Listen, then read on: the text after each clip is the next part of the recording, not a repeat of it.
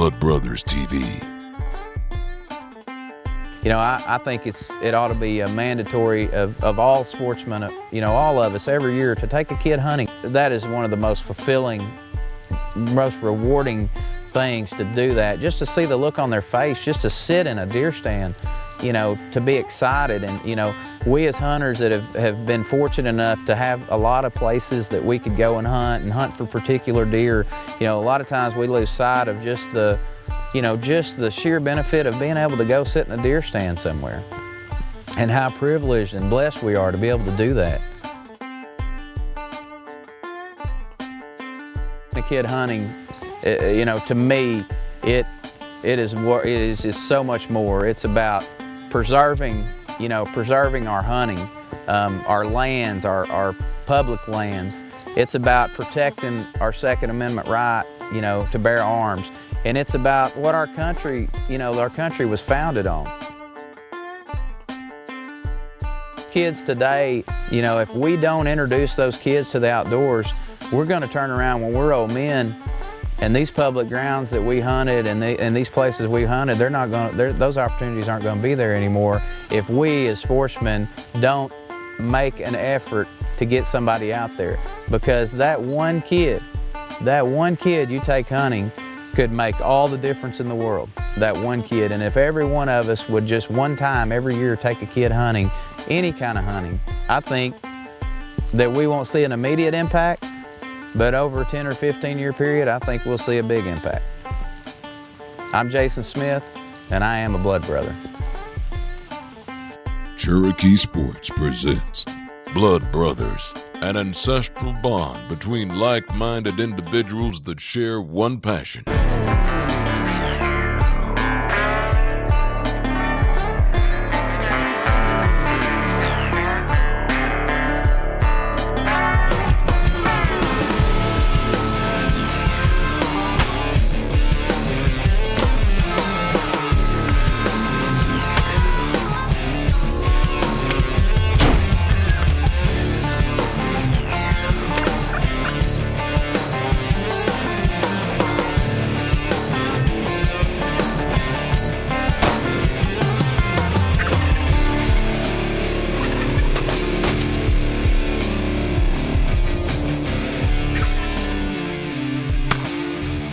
New Breed TV, brought to you by Cherokee Sports. Blood Brothers TV, share your passion.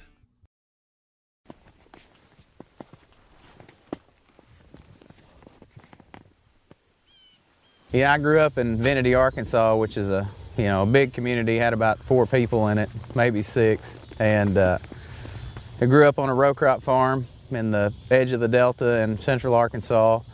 And, you know, growing up, had a very strong work ethic. Spring and summer months were always work.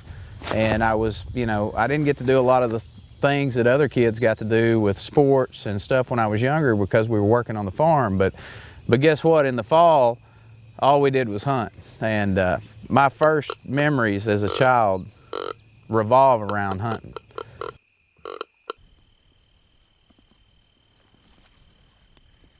My dad, my brothers, my uncles, you know, we're all a very tight family. We come from from an area where most of the people, once they were raised, they didn't move off far, just kind of stayed here around home, and everyone's a avid outdoorsman, and it's not really about hunting as much as it is about a lifestyle and a way of life. I was very fortunate as a young person to have a tremendous amount of private land to hunt in Arkansas, with a large population of deer and good waterfowl, good duck hunting. And, you know, early on, all my hunting was duck hunting.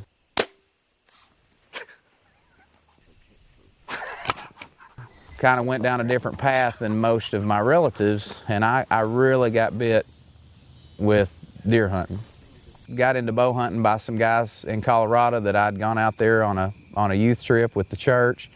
They taught me how to shoot a recurve bow, and we went out in Jeeps and watched mule deer and elk, you know, at daylight. above the timberline there in Colorado and just got me hooked to come home. Took my own money, bought my first bow. The first years of bow hunting for me were all trial and error. You know, I started at an age where here in our area no one bow hunted. I was the only one. I was there by myself. I was a 14-year-old kid, you know, learning on my own, getting it done, trying to get it done, couldn't get it done, hunting every single day after school, every weekend. I mean, spending just hours, countless hours in the tree and having so many close encounters, but I didn't know anything about hunting the wind.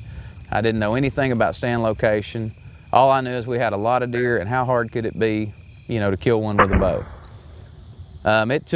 It took several years. You know, it was a 3 or 4 year process of learning curve and meeting and talking to people before, you know, my success in bow hunting really took off.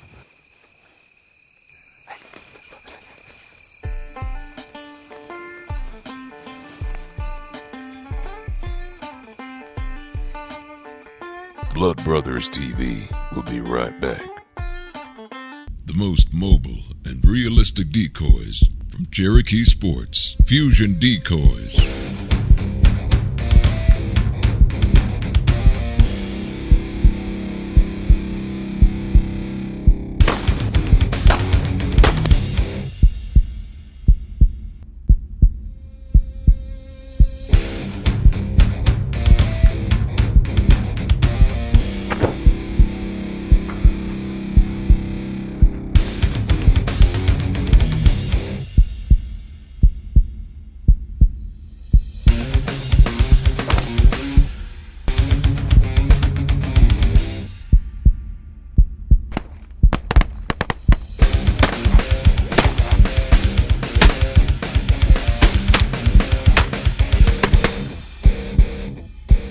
Another solution from Cherokee Sports.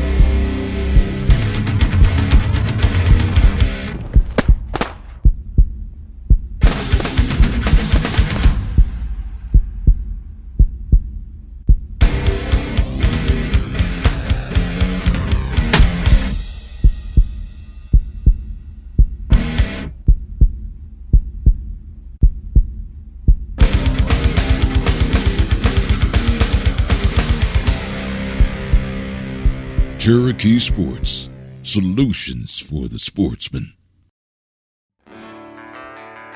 Welcome back to Blood Brothers TV.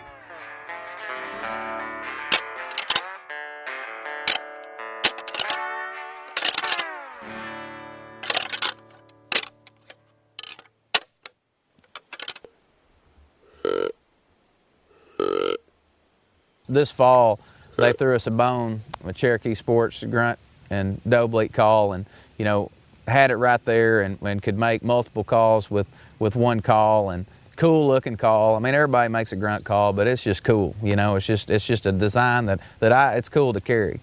It's just the opportunity or the ability to call and rattle to a mature deer, even a small deer, that just gets my blood flowing. I mean, if I'm bored and a 1.5 years in there, I'm gonna grunt and rattle to him until I run him off, because I don't care if I spook him or not, but I'm gonna mess with him and keep playing with him just to see how he reacts. Because one thing I've learned over the years is the more time I spend around whitetails and watching them interact in some form or fashion, the better hunter I become.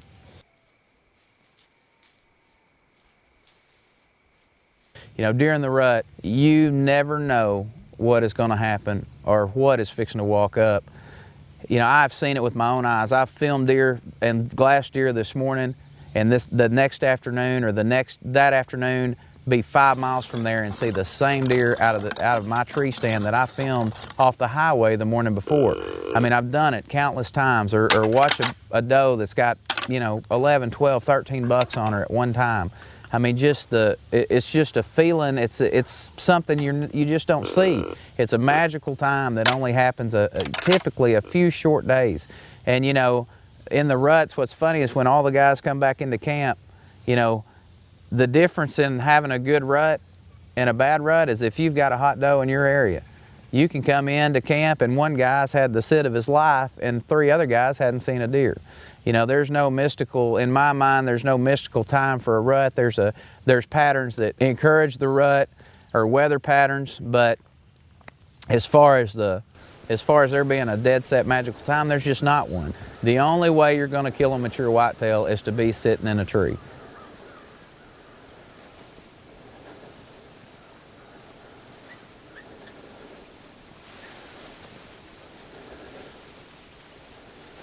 Come on, baby, come look.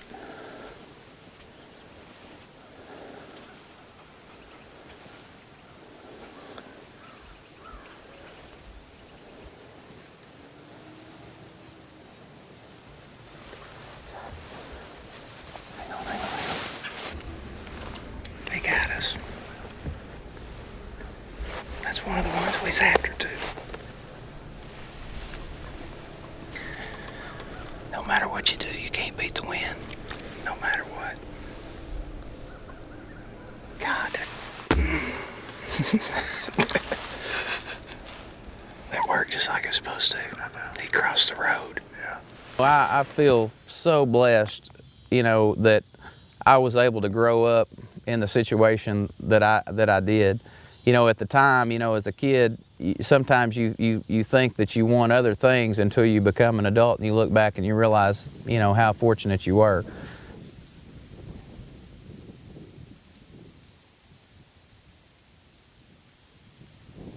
I'm sick, eat up with bow hunting, and I'm eat up with bow hunting whitetails. I knew from the first time that I sat in a tree with a bow and arrow and had a deer come 15 steps and didn't get it done, that I was absolutely crazy about it. It has been a major part of my life. It's a part of my life every day. It affects my relationship with my wife. It affects my kids. It affects my occupation. I mean, I'll be honest with you, I chose an occupation that would allow me the opportunity to hunt more than the average person. And I didn't have a choice but to be successful, because in order for me to hunt, I've got to be successful. I've been in the insurance business as an agent for, about 15 years now. And it's not an easy job all the time, but it is a job that allows you some benefits from time to time. And, me being able to sneak off here or there and get a hunt in the afternoon when a guy that's punching the clock's not able to, man, that means everything to me.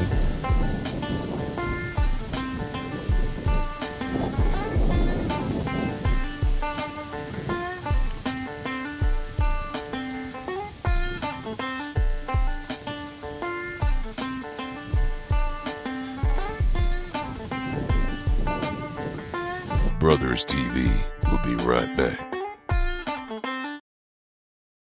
Fusion game calls from Cherokee Sports. 2 calls fused together. Only 1 call to carry.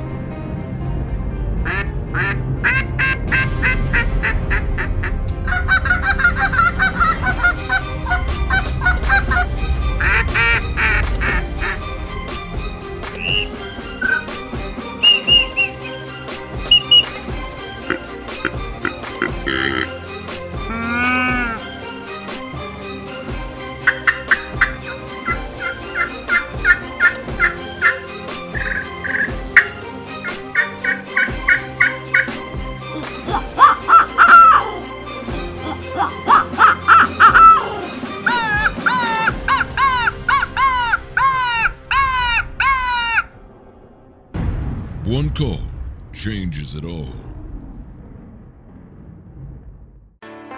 Welcome back to Blood Brothers TV.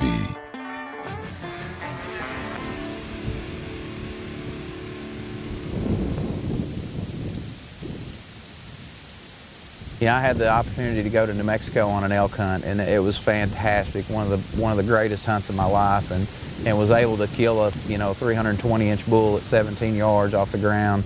and just an amazing animal. And there's no doubt I got a rush, but I could never replace that with hunting big whitetails. I don't know why.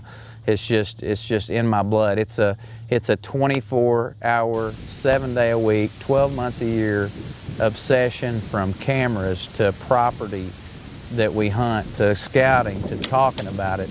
It's just it is actually an obsession and an illness, and I wouldn't trade it for anything.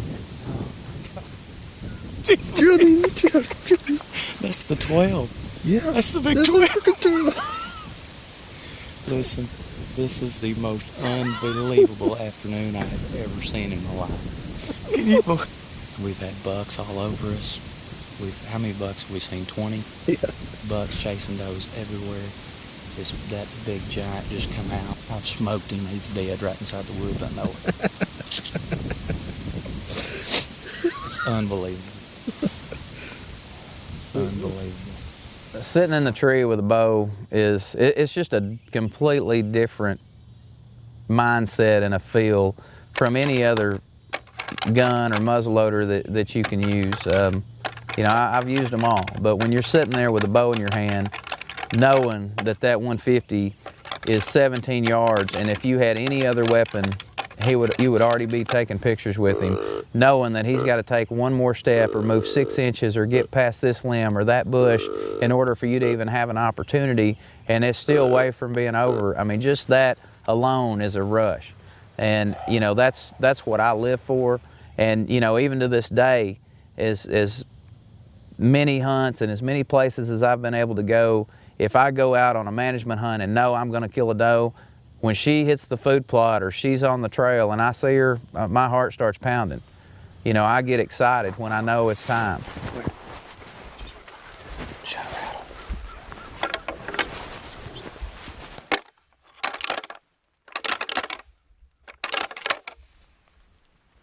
You still saying?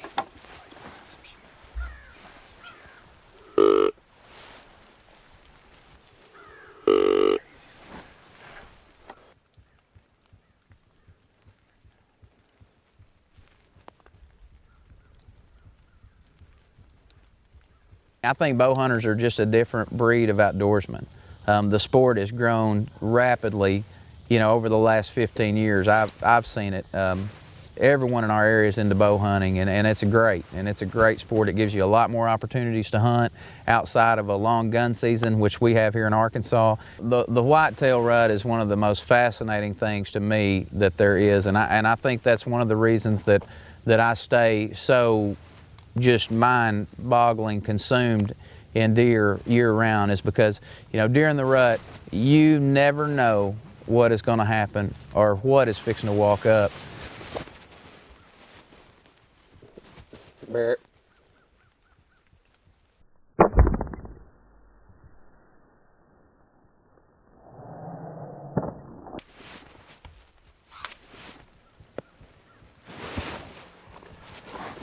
I shot him for 40. 39. He wasn't smoked, I can tell you that. I'm sorry I said another cuss word on the Fun Family show, but now I'm really pissed.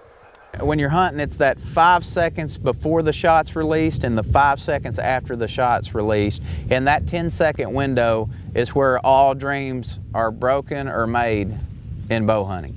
And it's just that roller coaster up and down. You can be at your highest high, and 2 seconds later you can be at your lowest low. And it can happen that quick. And guess what? The big deer is a no-show. Yes. What about the 10? Oh, he's there every afternoon. In time? Oh, there he is. Go back. He's late. You got a lot of stickers. That, They look pretty good. that 10 isn't really a shooter, is it? Can No, I it's shoot that four. one? Yeah, that's the one we're going. That's the one we're looking for. Well, it's 3. It's pretty. Yeah. Blood Brothers TV will be right back.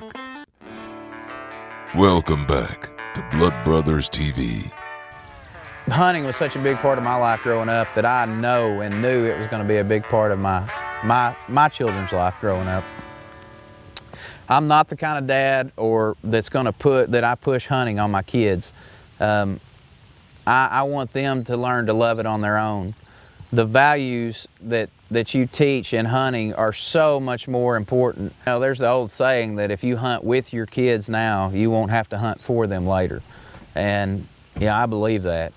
Growing up, you know what, I was a knucklehead just like everybody else was. You know, I got into mischief and did the things that teenage boys are notorious for doing. But, you know, always in the back of my mind, there's almost like another code of ethics for an outdoorsman. And I think you even see that in today. You know, I don't know very many people growing up that got in trouble or got involved in drugs or were, you know, had serious problems that were actively involved in the outdoors. And I'm not saying it's a fix-all, but I think it plays a major part in leading a young person down the right path to make good choices. Because when you put the responsibility of a high-powered rifle, or, you know, taking the law into consideration, at that age, I mean, they're forced to make decisions and to be more mature and grown up than someone who's not in the outdoors. I mean, that's obvious. Son, this deer is bedding about 65 yards from the blind. We cannot afford to make any mistakes. We have to be extremely quiet. We cannot bang the chair. We get in the blind, when we get down here, we're going to walk in single file order, one right behind the other, okay? You're going to get right behind me, and Mr. Nathan's going to be right behind you. You ready? Excited? What are you going to shoot? A buck. A buck? All right, let's go see.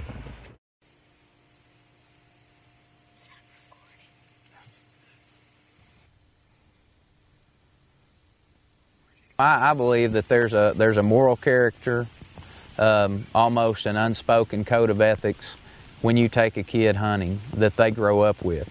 And you know, us as outdoorsmen, everyone's got a different definition of ethics when it comes to hunting, and that's okay. But I think as a group, everyone holds themselves to a higher standard as a citizen. You know, we may differ on ways to hunt and types of weapons to use, but just the overall code of ethics of being a good person and the golden rule and just moral character. You know, I don't even think you teach that. I think that as you grow up in the outdoors, it's just something that you appreciate what you are been blessed with so much that it makes you want to be, you know, that better person.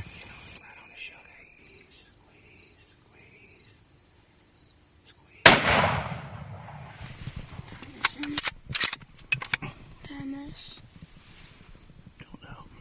Kind of hunkered up weird. Yeah. He ain't running off very strong. He's over there. Okay. I don't think I shot him. I can see through the grass. You see him? You have to shoot him through the grass. I couldn't see. I know, but look, how long do we have to wait? Hold the gun.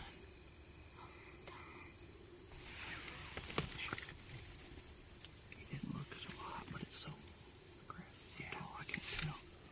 I'm gonna tell you what. Next time Dad says shooting dang deer, shoot deer.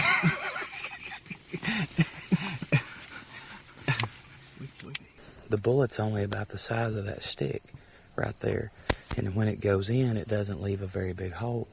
You know, when we shoot them with a bow, the broadhead does what? Can we go look at him? You want to go look at him without Hunter? You do? You want to go? Your hunting partner's here in Kansas on another farm, and you're going to go look at your buck without him? It's my first deer out of state. All right, buddy, let's go look at him. I wouldn't do that to you. He has a bullet. Look at that. Get up there, buddy. Look at that. What do you think about that? Look, why is there a big hole in his ear? Well, because when they fight during the rut, and their horn gets pressed up against their horn like that, and another buck's horn's coming there behind it, they pinch it and cut it. It takes years before a product that you had as an idea and was put down on paper, before you get to see it used with the level of success that these Blood Brothers did. It really makes us proud here at Cherokee Sports. I'm Brett Fulcher with Cherokee Sports. Hope you guys enjoyed today's show. I'm a Blood Brother. Are you? Blood Brothers TV rocks.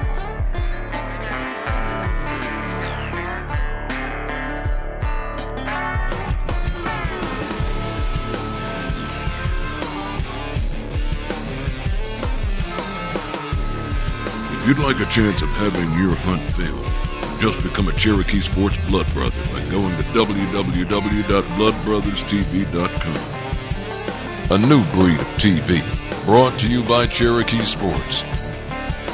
You've been watching Blood Brothers TV.